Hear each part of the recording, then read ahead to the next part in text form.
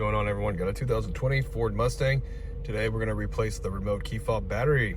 All right, so the first thing you're going to want to do is remove the emergency key out of the bottom of the remote. Right here is a button.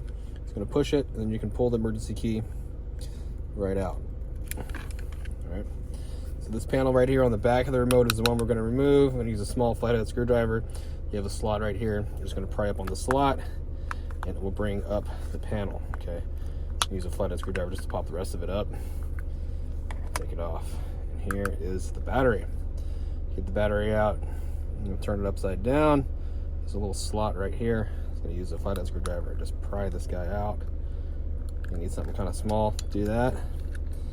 Get it out, and I'll show you what size battery this uses.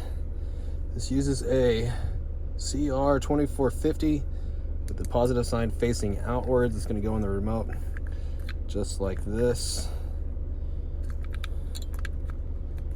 Okay, it goes in like this. Okay, sorry. There you go. If you need a battery, check down in the description box. I'll have a link that takes you to Amazon. You can get a new battery pretty quick. Snap the cover back on it. Put the emergency key back in, and you're good to go. Hope the video was helpful, and if it was, appreciate you dropping me a like, leave me a comment.